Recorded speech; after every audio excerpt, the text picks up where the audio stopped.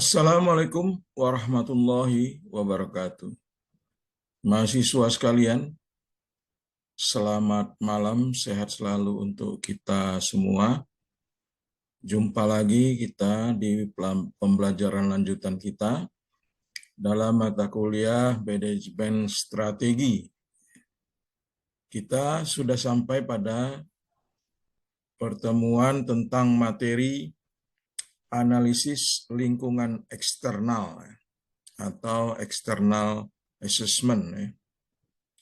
Kalau pertemuan sebelumnya atau pertemuan ketiga kita telah membicarakan masalah analisa internal, maka pada pertemuan ini kita berbicara tentang analisa eksternal. Analisa internal kita berbicara tentang kelemahan dan kekuatan perusahaan. Sedangkan pada analisa eksternal kita akan membicarakan peluang dari perusahaan, peluang dan ancaman dari perusahaan.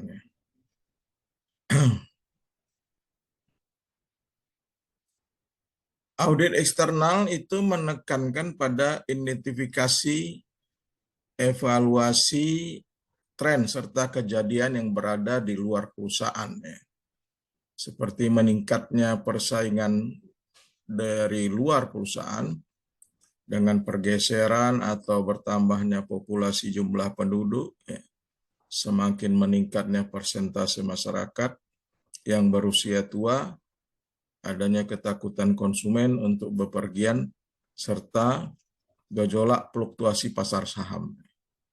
Audit eksternal mengungkapkan peluang dan ancaman utama yang dihadapi perusahaan, sehingga manajer dapat memformulasikan strategi untuk mengambil keuntungan dari peluang dan menghindar atau mengurangi dampak ancaman.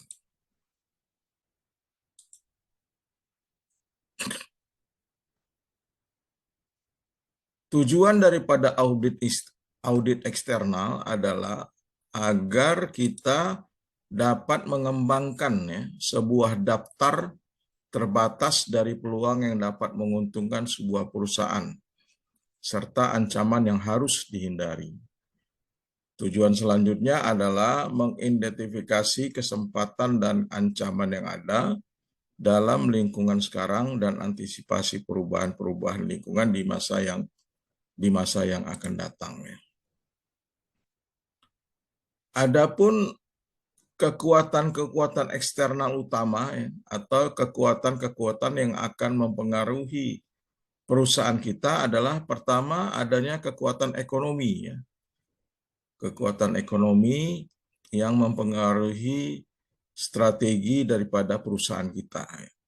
Kemudian adanya kekuatan sosial, budaya, demografis, dan lingkungan. Kemudian adanya kekuatan pemerintah, politik, dan hukum. Lalu ada kekuatan teknologi, kekuatan kompetitif. Apa itu yang disebut dengan kekuatan ekonomi? Kekuatan ekonomi adalah faktor-faktor ekonomi yang mempunyai dampak langsung terhadap potensi daya tarik berbagai strategi. Misalnya jika suku bunga naik, dana yang dibutuhkan untuk penambahan modal menjadi sangat mahal atau bahkan tidak tersedia. Inilah kekuatan-kekuatan yang mempengaruhi dalam bidang ekonomi. Sedangkan kekuatan sosial, budaya, demografis, dan lingkungan adalah perubahan yang terjadi di lingkungan sosial, budaya, demografis, dan lingkungan lainnya yang memiliki dampak yang besar atas hampir semua produk jasa, pasar, dan konsumen. Organisasi-organisasi kecil, besar, laba, dan nirlaba di semua industri ditantang oleh peluang dan ancaman yang akan muncul dari perubahan yang terjadi dalam sosial, budaya, demografis, dan lingkungan. Yaitu variabel-variabel inilah yang akan mempengaruhi daripada kekuatan posisial masyarakat. Kemudian kekuatan politik, pemerintah dan hukum ya.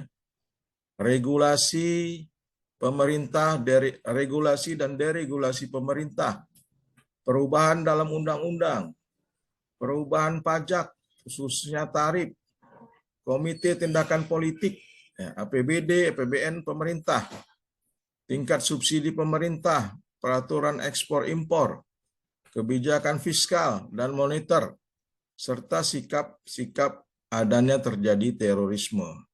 Jadi ini kekuatan politik juga sangat mempengaruhi pemerintah, kekuatan politik, pemerintah, dan hukum itu sangat mempengaruhi daripada perusahaan ya, perusahaan.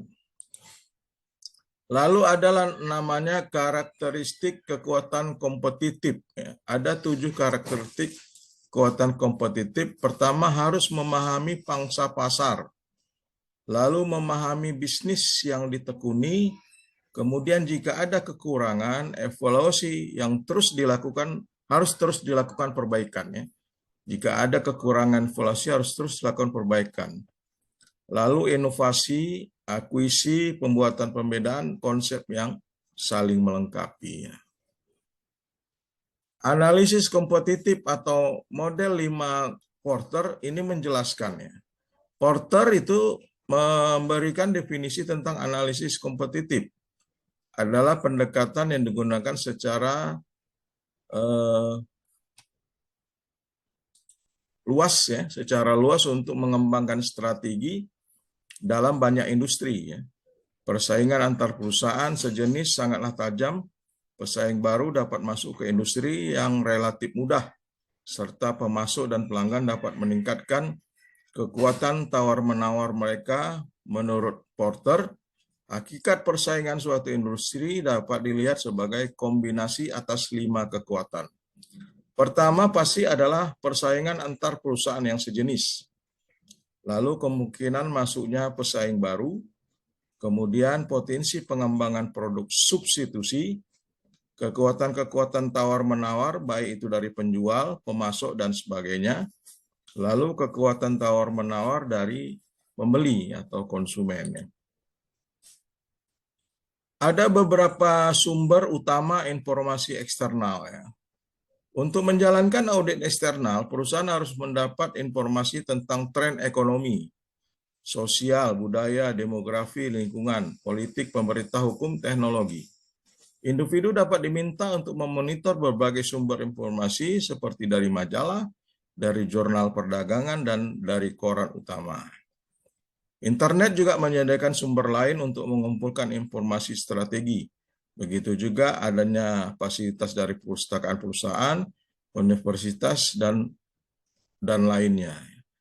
Pemasok, distributor, tenaga penjualan, pelanggan, dan pesaing merupakan sumber informasi penting lainnya. Begitu kuatnya atau pentingnya informasi, malah kadang-kadang informasi itu akan mahal ya. Jadi informasi itu malah sekarang bisa diperjualbelikan ya. Jadi ada nilai rupiahnya atau nilai dolarnya dalam memberikan informasi. Kemudian harus kuat di teknik peramalan ya. Bagaimana kondisi ekonomi pada masa yang akan datang ya. Jadi harus kuat di sana ya. Jadi manajemen strategi harus mempunyai kekuatan dalam meramal kondisi ekonomi pada masa-masa yang akan datang.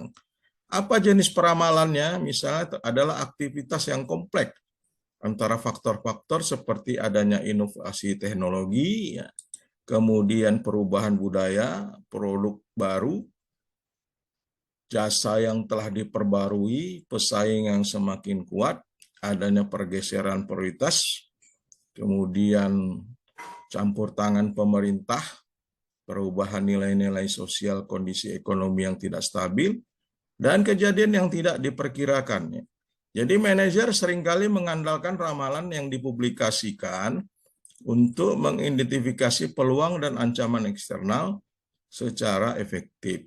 Biasanya dilakukan melalui pertama melalui matriks ya. Matriks evaluasi faktor eksternal ya. Ini adalah memungkinkan penyusunan strategi untuk merangkum mengevaluasi informasi ekonomi, sosial budaya, demografi, lingkungan politik, pemerintah, hukum, teknologi, dan persaingan. Jadi dibuat matriks. Sama dengan faktor-faktor internal, kan ada kita buat matriksnya. Kemudian matriks profil kompetitifnya.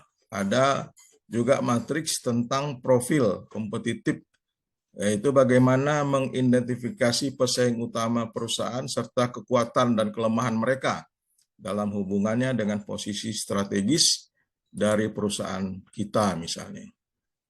Yang ketiga yang diperlukan adalah pengumpulan informasi. Ya, seperti tadi sebelumnya saya sampaikan, informasi itu bernilai. Memang informasi itu banyak kita dapat, ya, terutama zaman digitalisasi sekarang bisa melalui fasilitas internet dan sebagainya. Tetapi kadang-kadang ada informasi yang tidak bisa kita peroleh dari sumber eksternal atau berupa dari internet, ya. Karena ada informasi yang kadang-kadang itu tidak dipublikasikan, ya. Sehingga hal ini akan kita mencari, ya, dari mana sumber asalnya. Sehingga itu informasi tentang perusahaan A misalnya. Apa kira-kira kiatnya, apa kira-kira rumusnya, ya. Apa kira-kira apa istilahnya teori yang dipakainya, ya, rumus yang dipakainya, itu kadang-kadang itu disembunyikan oleh pemilik usaha. Maka itu akan mahal harganya kalau kita bisa mengetahui informasi itu. Lalu selanjutnya adalah dilakukan kerjasama, ya, di antara pesaing, ya. Nah, misalnya contohnya adalah Boeing, ya, Boeing dengan Lockheed, ya. Mereka bekerja sama bagaimana memodernisasi sistem pengadilan lalu lintas udara, ya. Karena lalu lintas udara yang terlalu padat, ya, maka mereka perlu kolaborasi, ya, antar pesaing untuk dapat berhasil. Jadi kedua perusahaan itu menyumbangkan sesuatu yang unik seperti teknologi, distribusi, penelitian dasar, ya, kapasitas manufaktur dan sebagainya. Kerjasama juga sangat penting, ya, di dalam perusahaan, ya. Jadi kita tidak harus mengandalkan kekuatan kita akan berhasil bertambah dengan adanya kerjasama dengan pihak daripada pesaing kita, ya. Ada beberapa faktor peluang misalnya, ya, yang harus diidentifikasi oleh perusahaan. Misalnya contoh peluang itu adalah pertambahan jumlah penduduk, ya, penduduk. Nah, tentu ini memberikan peluang agar barang yang kita jual itu semakin banyak di pasaran. Kemudian daya beli masyarakat, dengan banyaknya jumlah penduduk tentunya daya beli masyarakat pun meningkat, ya. Iklim juga sangat mempengaruhi sebagai merupakan peluang daripada perusahaan. Lalu ancaman yang terjadi misalnya banyaknya pesaing baru yang muncul, ya. Krisis global, ya. Lalu adanya peningkatan kurs dolar, ya. Tentunya hal ini juga sangat mempengaruhi atau menjadi ancaman bagi perusahaan. Nah, matriksnya sekitar, kalau contohnya ini 2,60, sama dengan kita menghitung daripada matriks sebelumnya, ya, bahwasannya range antara 1 sampai 40, ya. Kalau 1 sampai 2,5 itu berarti perusahaan itu mempunyai negatif peluang dan banyaknya ancaman, ya. Tapi kalau 2,5 sampai 4 itu berarti perusahaan itu mempunyai banyak peluang, sedikit ancaman.